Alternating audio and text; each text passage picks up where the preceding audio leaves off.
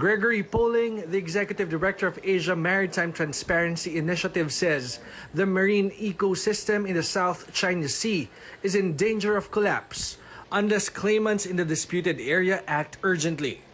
He proposes that the Philippines work with Vietnam to ask China to negotiate a deal on fisheries management in the disputed area.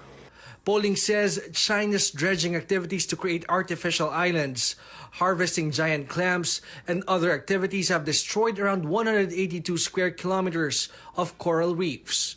He says the Philippines can't afford to wait for the code of conduct between China and ASEAN countries if it wants to protect its fisheries. The fish are going to be dead pretty soon, and that the Philippines is not going to be handcuffed to an ASEAN-China code of conduct process with some indefinite end date that may or may not even touch on these issues.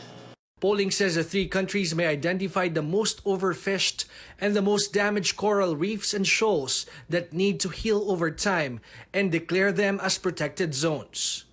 In terms of enforcement, he says the three countries may agree not to discuss their sovereign rights while the dispute is still ongoing.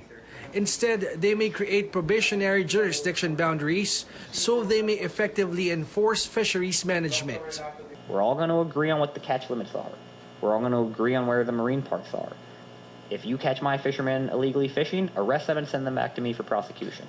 Marine scientist Deo Onda recently went to the Kalayaan Island group and saw the destroyed coral reefs in the area. Onda says it's important to protect the area because its destruction affects fisheries in Palawan and Luzon Islands.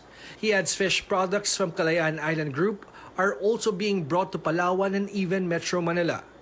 And with less catch, supply may also be affected. Yung bitukan ng mga tao sa mainland Philippines, konektado sa kung anong meron sa Kalayaan Island Group. Pag pumunta ka ng Pag-asa, ang isa sa pinaka-kinabubuhay ng mga tao doon ay pangingisda. At yung pangingisda, gumagawa sila ng daing, ng tuyo. Yung mga fish products na yan, pinapadala yan ng mainland Palawan. At galing sa mainland Palawan, yung iba, pinapadala pa yan ng Manila. So kung mahilig ka sa tuyo, mahilig ka sa dilis, mahilig ka sa daing, baka yung kinakain mo araw-araw actually nanggagaling sa Kalayaan Island Group. In March, former Foreign Affairs Secretary Albert Del Rosario and former Ombudsman Conchita Carpio Morales filed a communication to the International Criminal Court asking it to look into alleged crimes committed by Chinese President Xi Jinping for China's atrocious actions in the South China Sea and Philippine waters. George Cahiles, CNN Philippines.